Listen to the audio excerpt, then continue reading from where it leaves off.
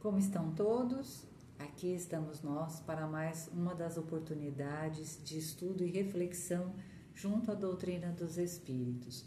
Nós da Comunidade Espírita Caminheiros do Amor, a Rua Arnaldo Magnicário, 1370, São Paulo. Nós temos essa oportunidade de nos reunir em nossa sede e também de nos reunir aqui através dos canais de internet, do YouTube ou do Facebook da SECA. E vamos em frente, estudando aqui o Livro dos Espíritos hoje.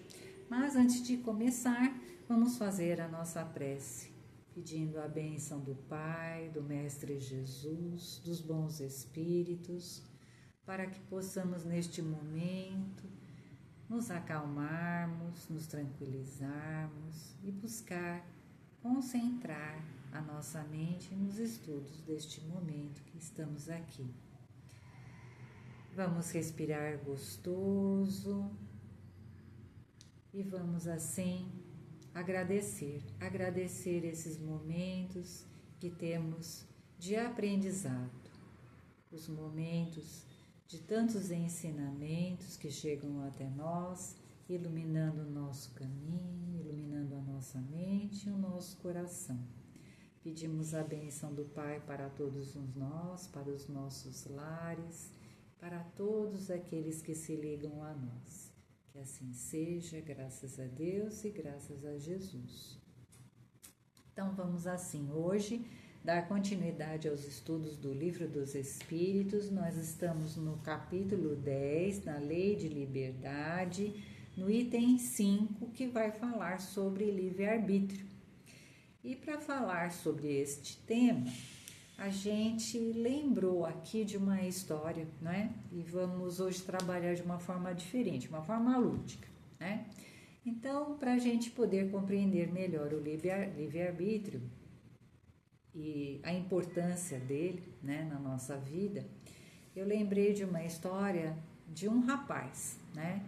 Esse rapaz vivia com o pai tinha um belo sítio, até que esse pai, já bem velhinho, venha desencarnar, mas antes de desencarnar ele chama o filho e fala para o filho: olha filho, eu resolvi distribuir a minha terra, a terra do sítio, entre você e os trabalhadores.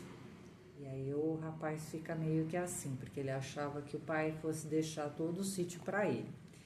E aí o pai percebeu que o rapaz baixou o rosto, meio contrariado. Aí o pai fala para ele: mas filho, eu te deixo uma herança a mais. Eu te deixo esse saco de sementes preciosíssimas. E aí o pai apontou para o saco de sementes e o rapaz fez como que não dando importância alguma àquelas sementes. E aí o pai ficou chateado e falou para o filho: filho, faça o seu melhor. E passou mais alguns dias e o pai veio realmente a desencarnar.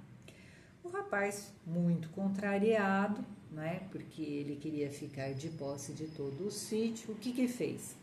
Assim que o pai desencarnou, ele falou para aqueles trabalhadores: bom, vocês então ficaram aí de posse do sítio, então vocês que cuidem do sítio, porque eu vou pegar esse saco de sementes e vou me embora, porque eu não estou disposto a trabalhar. E assim o rapaz fez. Só que ele pegou o saco de sementes e cada vez mais chateado, né, com a própria situação, a situação dele, né, do pensamento dele, ele resolveu jogando as sementes pelo caminho, porque não era aquilo que ele queria para a vida dele, não era plantar, não é a vida dele. E aí ele foi jogando as sementes pelo caminho e foi embora para a cidade. Aí na cidade, né, ele teve uma porção de experiências, a maior parte bem difíceis, até que ele caiu de exaustão, né? A própria vida foi uma vida bem complicada diante das escolhas que ele fazia. E aí ele ficou pensando como andaria o sítio, né? Porque ele ainda tinha parte lá, um pedacinho de terra era dele. E ele pensou, falou: bah, eu vou voltar para o meu sítio e vou cuidar daquele pedacinho de terra. E foi fazendo o caminho de volta. E no caminho de volta, ele começou a perceber que a vegetação estava muito linda. Tinha umas plantas maravilhosas naquele caminho, né? Ele quase não chegava a reconhecer mais a borda, né, da estrada que levava. Os sitiantes estavam todos assim colhendo bastante, tinham maquinários mais apropriados. E ele vai caminhando até que ele chega no sítio dele, né, que era do pai. E aí alguns dos trabalhadores o reconhecem, né? Isso passou anos, né, dele longe do sítio. E aí os trabalhadores o reconhecem e falam: nossa, fulano, mas é você voltou. Olha, mas que bênção que é essa terra, olha que maravilha, olha a plantação como tá tão bonita, olha quantas verduras, olha quantas frutas. E o rapaz ficou atônito, porque quando ele deixou o sítio tinha algumas plantações, mas não era assim tão rico, né? E agora estava muito bonito realmente, né? Com muita variedade de frutas, de legumes, muitos animais, o gado, né? E aí ele pergunta para aqueles homens que estavam lá, né, a trabalhar no sítio: mas o que aconteceu aqui? E aí os próprios homens não souberam explicar o que havia acontecido, né? E aí explicaram o seguinte, que alguém tinha visto há muito tempo um homem que passou por aquelas bandas jogando umas sementes, e que depois que esse homem foi visto jogando essas sementes, é que toda aquela região ficou maravilhosa, que muitos sítios ali, né, ao longo daquela estrada, foram tendo muitas e muitas plantas, né, vegetais, árvores frutíferas, que eles não sabem quem era esse homem e que sementes eram essas. Era ele mesmo, né, que ao abandonar o sítio com raiva do pai, foi jogando as sementes, não é? E as sementes germinaram, porque eram sementes especiais, foi o que o pai havia falado para ele. Só que era para ele ter feito o trabalho, né? Mas enfim, ele retorna então, tem essa conversa com os homens e fica empolgadíssimo e começa a trabalhar na partezinha de terra que era dele, né? Assim, pergunta: o sofrimento que ele passou foi a vida que ele impôs? Ou foi ele que escolheu? Foi opção dele, né? Ter sofrido. O bom é que ele lembrou que havia um pedacinho de terra para trabalhar, retornou e botou mãos à obra, né? Para poder fazer a vida dele caminhar. Com essa historinha, a gente pode lembrar, né? De Deus. Porque Deus é Pai também. Deus é misericórdia. Deus dá oportunidades para nós. O próprio livre-arbítrio é uma faculdade, é um presente que nos é dado para que a gente possa fazer as nossas escolhas, os nossos aprendizados aqui na Terra. Nesse mundo de provas e expiações em que nós precisamos estar. É a nossa querida escola. Então a gente vai lembrando de Jesus lá no evangelho dele, né? Quantas histórias ele não conta muito parecidas com essa história.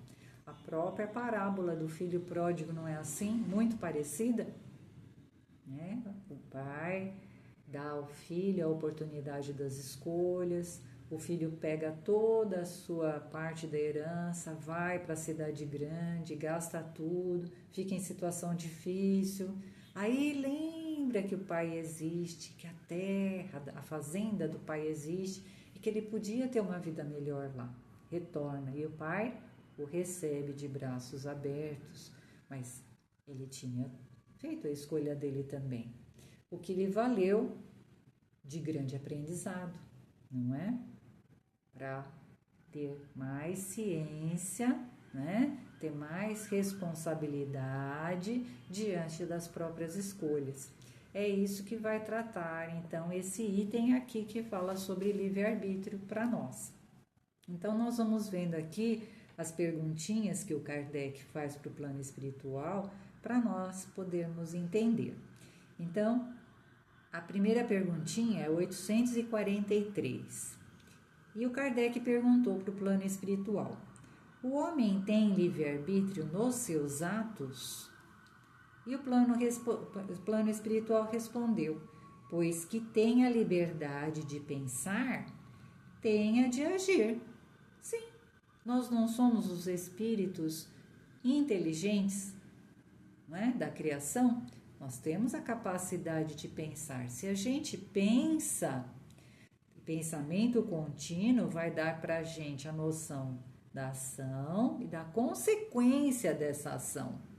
Não é? Quando a gente pensa, a gente não pensa só na ação, a gente também pensa nas consequências dela, né?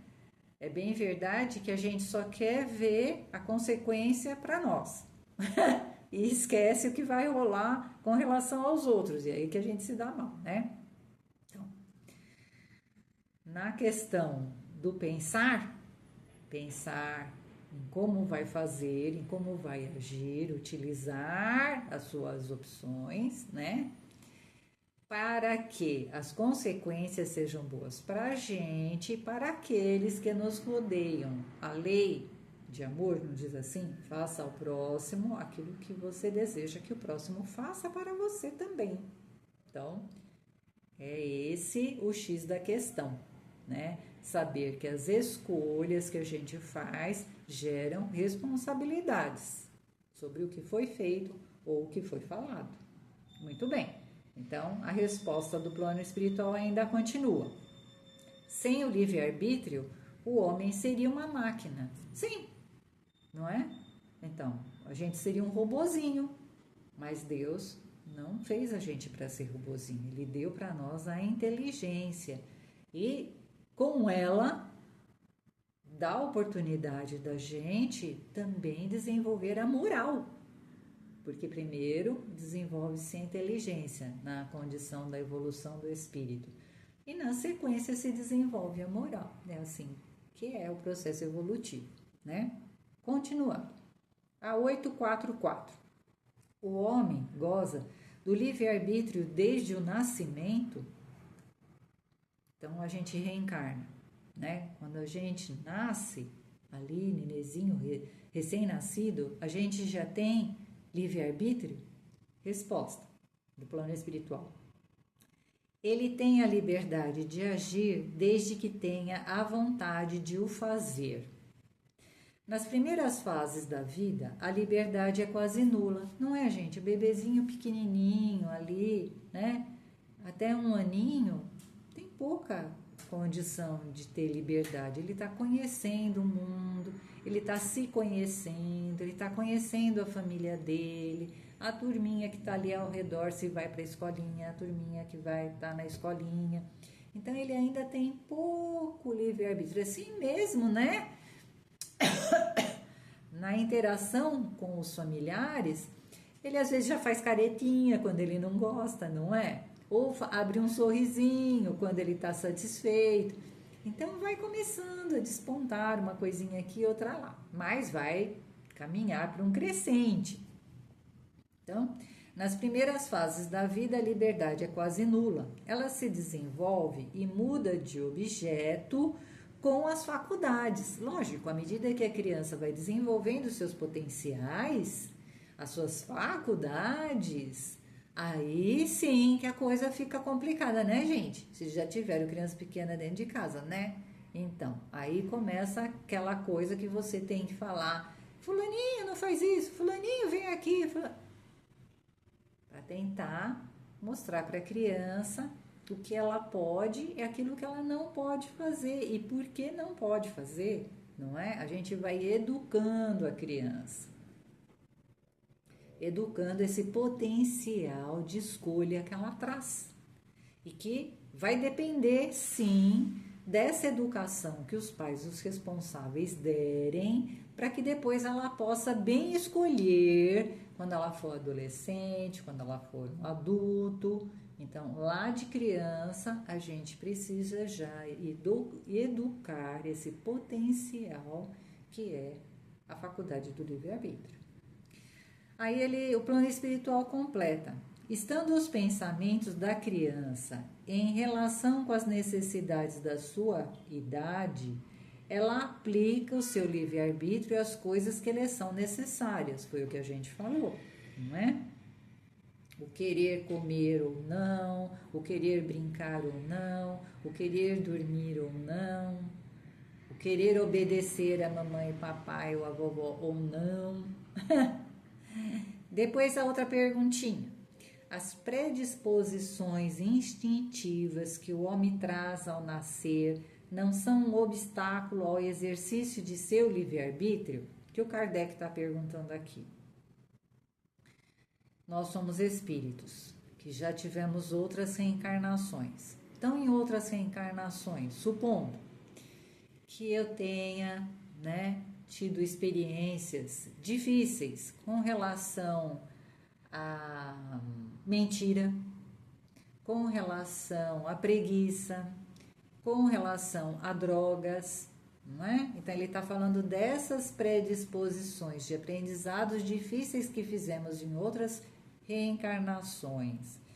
O espírito tem o seu arquivo de experiências. Então, será que essas experiências difíceis poderão vir atrapalhar nesta nova encarnação? Resposta do plano espiritual. As predisposições instintivas são as do espírito antes da sua encarnação. Conforme for ele mais ou menos adiantado, elas podem impedi-lo a atos repreensíveis, no que ele está secundado por espíritos que simpatizem com essas disposições. Então, dependendo desses aprendizados anteriores, ele pode vir dar vazão a esses instintos, a essas paixões, a esses defeitos do passado. E pode até ter a companhia, de espíritos que sintonizem com as mesmas dificuldades que ele traz e que o atissem, a continuar nessa caminhada difícil. Mas aí olha só o que o plano espiritual fala. Mas não há arrastamento irresistível quando se tem a vontade de resistir. Então, a gente até pode trazer dificuldades lá do passado, mas Deus é Pai. É isso que a gente, A gente está sempre pronto a maldizer a vida e as oportunidades e não se lembra, que no caminho de todos os filhos de Deus sempre aparece, um irmão, um pai, um professor, um colega de trabalho, um colega de estudo que vai puxá-lo para o bom caminho. Não é assim, gente? Só que vai depender do livre-arbítrio dele. Será que ele vai atender o chamado desse irmão, deste pai, deste colega de trabalho que o quer encaminhar para o bom caminho? Ou ele quer ainda dar vazão às suas más tendências? É opção, Mas a gente sabe que só existe um caminho na rota divina, do plano de Deus. O caminho é sempre evolução. Então, a gente pode se atrasar, dar vazão a esses comportamentos, de defeitos, de vícios, mas uma hora as leis divinas vão empurrar a gente para frente, através de aprendizados, através de obstáculos, vai vir o momento da gente despertar, e aprender a fazer as boas escolhas. Aí ele diz assim, para finalizar essa questão: lembrai-vos de que querer é poder. E é mesmo, não é? Quando você quer se melhorar, quando você quer largar aquela condição, né, de pensamentos difíceis, de atitudes complicadas, você luta a luta e vence, não é? Não é assim rápido. É um trabalho que vai levar tempo, mas que vence, vence, e vai depender única e exclusivamente de cada um de nós. É assim a reforma íntima, não é, gente? A reforma íntima é essa peleja, essa batalha do dia a dia que a gente faz com a gente, né? Na tentativa de deixar, né, esses arrastamentos do lado passado do nosso espírito e ter um caminho mais leve, mais suave. Aí a última perguntinha, a 846. O Kardec pergunta assim: o organismo não influi nos atos da vida? E se influi, não o faz com prejuízo do livre-arbítrio? Então, Kardec está falando assim, né? Mas o corpo da gente não impede a gente de melhorar, de se melhorar? Ele não causa determinados impedimentos? Resposta do plano espiritual. Porque é outra desculpa que a gente está acostumado a dar, né? Ah, porque o meu corpo, os meus hormônios, o meu isso me faz ser agressivo, me faz, ou então me faz ser preguiçoso. Então, o plano espiritual responde aqui. O espírito é certamente influenciado pela matéria, que pode entravar as suas manifestações. Eis porque nos mundos em que os corpos são menos materiais do que a Terra, as faculdades se desenvolvem com mais liberdade. Sim, quando a gente for mais para frente, a gente vai estar numa situação muito melhor, né? Porque o corpício não vai prejudicar tanto a gente, né? Não vai dar cansaço, a gente não vai precisar parar para alimentá-lo, o espírito vai ter todo o tempo que ele precisar para aprender, para evoluir. Mas continuar. Mas o instrumento não dá faculdades ao espírito. Então não é o corpo que impõe defeitos, impõe vícios, impõe caracteres ao espírito. É o espírito que tem essas características, que tem esses defeitos, que tem esses vícios. O corpo é apenas instrumento, né? De resto, é necessário distinguir, neste caso, as faculdades morais das faculdades intelectuais, né?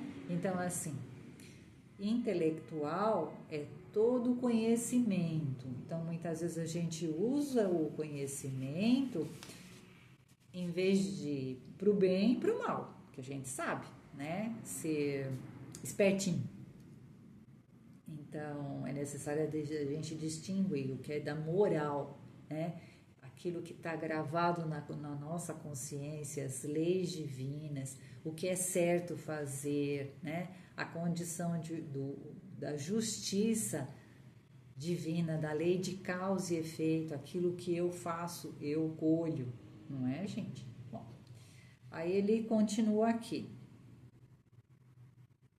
Ele vai dar um exemplo. Se um homem tem o instinto do assassínio, é seguramente o seu próprio espírito que o possui e que lhe transmite, mas nunca os seus órgãos. É isso, né? E sem dúvida, ele com as reencarnações, ele vai deixando de ter esse instinto, ele vai aprendendo a ser verdadeiro filho de Deus, vai aprendendo a respeitar o próximo, a amar o próximo, a colaborar com o próximo. Aquele que aniquila o seu pensamento para apenas se ocupar da matéria, faz-se semelhante ao bruto e ainda pior, porque não pensa mais em se premunir contra o mal. Aquele que fica dando desculpa, que foi o corpo que o impeliu para fazer determinadas coisas. São os meus hormônios, é porque eu sou fortão. Não, gente, não foi o corpo que tomou decisão por você, é você que faz as suas escolhas, é o espírito. É nisso que ele se torna faltoso, pois assim age pela própria vontade. Sim, é o espírito que tem vontade, não é o corpo físico, não é? O corpo físico pode ter as suas necessidades, mas é você, o espírito, que é dono dele. Então você pode sim educar esse corpo e saber fazer as coisas, né, a seu benefício, mas a benefício do outro também. Então, aqui a gente alinhou também umas questões, quem quiser se aprofundar, é aqui no Livro dos Espíritos mesmo, a questão 120, 121, 122, 262, e depois dessas questões aqui, da 846, continua o item, é que a gente tem o tempo limitado aqui, então tem mais coisas para ler sobre o livre-arbítrio, não é?